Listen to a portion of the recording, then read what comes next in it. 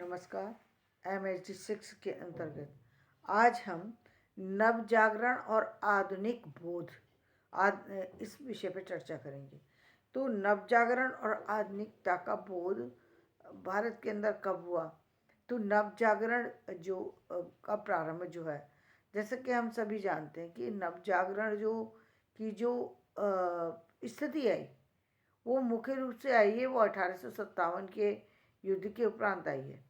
लेकिन इससे पहले यदि हम बात करते हैं तो जो फोर्ट विलियम कॉलेज बना और जो उसके जो उसकी स्थापना हुई, जो उस स्थापना के बाद जो प्रेस की स्थापना हुई, या फिर लोगों का जो रुझान बदला हिंदी के प्रति, और जो उनको अपनी शिक्षा व्यवस्था जिसको जो समृद्धि थी उसकी याद आई, या हम कहें कि जो आधुनिकीकरण का बीज रोपण किया गया। मुख्य रूप से वैसे हम देखे जाए तो इन सब चीज़ों नवजागरण में इन सब चीज़ों का विशेष महत्व नहीं पड़ता। लेकिन जब हम ऐतिहासिक दृष्टि से देखने की किसी चीज़ को कोशिश करते हैं, रिसर्च के पॉइंट ऑफ व्यू से देखने की कोशिश करते हैं, तो हमें उन महत्वपूर्ण तिथियों को याद रखना पड़ता है। हम उन महत्वपूर्ण चीज़ों को इग्नोर नहीं कर सकते। तो आज हम उसी के बारे में चर्चा करेंगे। तो 19वीं सदी में भारतीय जनमानस में जो परिवर्तन हुआ, ये अंग्रेजों की देन है अथवा नहीं?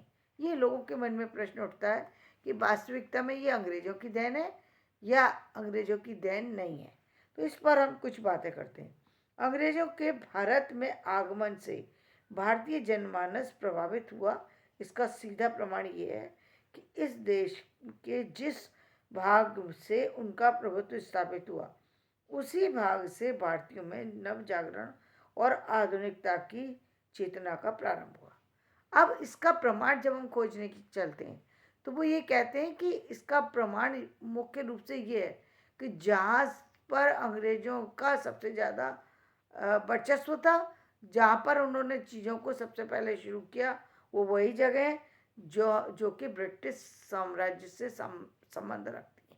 मुख्य बात ये है कहने की कि मतलब यानी हम इग्नोर कितना भी कर लें, लेकिन सच्चाई से इग्नोर की दोबारा जब नव जागरण की चेतना लोगों के अंदर आई, भारतीय लोगों के अंदर, तो वो वही जगह है जिनको ब्रिटिश साम्राज्य ने स्थापित किया था। तो इसमें पहली क्या है? सबसे पहले अंग्रेजों ने 1757 में प्लासी की लड़ाई जीतकर बंगाल पर अपना प्रभुत्व जमाया। ऐसी सरकार ने इस वर्ष से बंगाल में मध्यकाल का अंत और आधुनिक काल का प्रारंभ माना। 1818 में महाराष्ट्र अंग्रेजों के अधीन हुआ। महाराष्ट्र मतलब अंग्रेजों ने 1818 में महाराष्ट्र को अपने अधीन कर लिया। महाराष्ट्र में आधुनिकता का प्रारंभ भी इसी वर्ष से मानते हैं कि 1818 से जो है वहाँ पर आधुनिकीकरण की शुरुआत हुई, और वो मुख्य रूप से प्रेस वगैरह इन्हीं चीज़ों को लेकर के हुई थी। 1856 में अवध अंग्रेजों के अधीन हुआ, और अवध की हम बात करते हैं तो अवध जो है वो भी 1856 में वो अंग्रेजों के अंडर में आ चुका था। महाराष्ट्र में आधुनिकता का प्रारंभ इसी वर्ष से माना जाता है, और आधुनिकता का आरंभ भी इस 1856 से ही माना जाता है। लेकिन अगले ही वर्ष 1857 में अंग्रेजों के खिलाफ विद्रोह का सूत्रपात भी यहीं से हुआ, और महाराष्ट्र में ही 1857 का युद्ध हुआ, अंतिम युद्ध जिसे हम कहते हैं, वो युद्ध हुआ।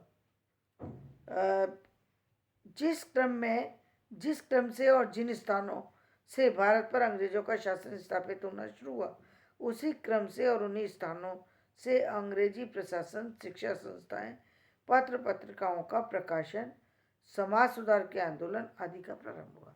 यानी ये सारी चीज़ें जो भी हम व्यवस्था की बात करते हैं, आधुनिकीकरण की बात करते हैं, वो सारी चीज़ें उन्हीं जगह से शुरू हुई हैं जिन जगह पर ब्रिटिश साम्राज्य चलता था। जिस क्रम में कलकत्ता में 1800 ईस्वी में ओरिएंटल सेमिनरी की स्थापना की गई, जो बाद में फोर्ट विलियम कॉलेज कहलाया। कलकत्ता में जो फोर्ट विलियम कॉलेज बना, ये पहले ओरिएंटल सेमिनरी हुआ करता था। 1800 में इसकी स्थापना की गई थी, जो कि 1805 में जा कर के फोर्ट विलियम कॉलेज हो गया। जो 1800 में ओरिएंटल सेमिनरी के नाम से एक संस्था का जो स्टार्ट किया, सेमिनरी जो स्टार्ट की थी, वही आगे जाकर फोर्ट विलियम कॉलेज में परिवर्तित हुआ। इससे पहले 1780 ईस्वी में कलकत्ता मदरसा, 1751 में बनारस में कलकत्ता मदरसा, और 1751 में बनारस में बनारस संस्कृत कॉलेज भी खोले गए थे। देखिए, हम फोर्ट विलियम कॉलेज के बारे में जानते हैं। 1751 में बनारस में भी एक कॉलेज खोला था, इसके बारे में जानकारी लोगों को कम है।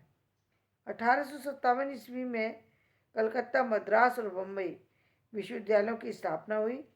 और 1857 में क्या हुआ? कलकत्ता में और मद्रास में बम्बई विश्वविद्यालय की स्थापना हुई है। ये दोनों, इससे पहले हम जो कहते हैं विश्वविद्यालय जो था, वो हमारे यहाँ नालंदा जो को माना जाता है। लेकिन जो यूनिवर्सिटी हमारे यहाँ जो पहली बार बनी है, वो कलकत्ता और मद्रास और बम्बई में ये स्थापना 1857 में हुई। हिंदी भाषी क्षेत्रों में विश्वविद्यालयों की स्थापना बहुत बाद में हुई है। जो अब हम यहाँ पर प्रश्न उठता है कि ये तो सारे के सारे हिंदी राष्ट्र के अंतर्गत नहीं आते। हिंदी जो मतलब जो हिंदी प्रांत कहे जाते हैं, ये हिंदी प्रांत के नहीं है। तो लेकिन हम यही बताना चाहते हैं कि हिंदी प्रांतों में जो विश्वविद्यालय बने, वो इन जगह स्थापित होने के बाद बने हैं। सबसे पहले राजा राय मोहन राय ने ब्रह्म समाज 1828 ईस्वी की स्थापना की और मूर्ति पूजा, जाति प्रथा, सती प्रथा आदि का विरोध किया, और विधवा विवाह, स्त्री शिक्षा और स्त्री पुरुष की समानता, अंग्रेजी शिक्षा आदि का समर्थन किया। अब देखिए, यहाँ देखिए, जब हम राजा राम मोहन राय की बात करते हैं, तो राजा होने के कहते हैं ना, हर युग में कोई ना कोई ऐसे योग्य व्यक्ति आते हैं। तो ये थे योग्य कि इन्होंने एक तो ब्रह्म समाज की स्थापना की, इन्होंने मूर्ति पूजा को समझा, जाति प्रथा को समझा, दूसरे इन्होंने जो विधवा विवाह था उसका विरोध किया, स्त्री शिक्षा पर बल दिया, स्त्री पुरुष की समानता पर बल दिया, अंग्रेजी शिक्षा का भी समर्थन किया कि भारतीय कॉलेजों के अंदर अंग्रेजी शिक्षा को मान्यता दी जाए। जिसको कहते हैं ना हर समय, लेकिन जब कोई चीज़ स्थापित होती है तो कुछ लोग उसके विरोध में भी खड़े होते हैं। तो विरोध भी हुआ, और इतना हुआ है, अंग्रेजी का विरोध इतना हुआ है कि जो हिंदी को मानने वाले हैं उनका कहना अब तक मैं कहूँगी 2015 तक इतना अधिक विरोध था कि केवल हिंदी रहेगी। Hindi means pure Hindi. हिंदी के अंदर इंग्लिश नहीं आनी चाहिए। फारसी आए तो चलेगी, उर्दू आए तो चलेगी, संस्कृत आए तो चलेगी, लेकिन इंग्लिश नहीं आनी चाहिए। यहाँ तक कि कुछ लोगों का तो इतना अधिक विरोध था कि जो हिंदी पढ़ने वाले लोग हैं, वो जो हिंदी पढ़ते हैं उनको अंग्रेजी पढ़नी ही नहीं चाहिए।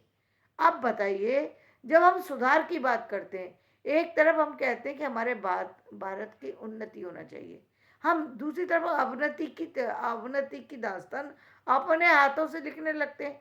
जो विश्व की स्तर पर जिस लैंग्वेज को जाना जा रहा है, उसको हम इग्नोर करते हैं। ये बात उसी तरह से हो गई जैसे यदि कोई सिर्फ एक प्रांतीय भाषा को बढ़ाने की बात करे और हिंदी को इग्नोर करे, तो राष्ट्र की प्रगति में उसका हिस्सेदारी कैसे हो सकती है, दूसरे राष्ट्र का उत्थान कैसे हो सकता है।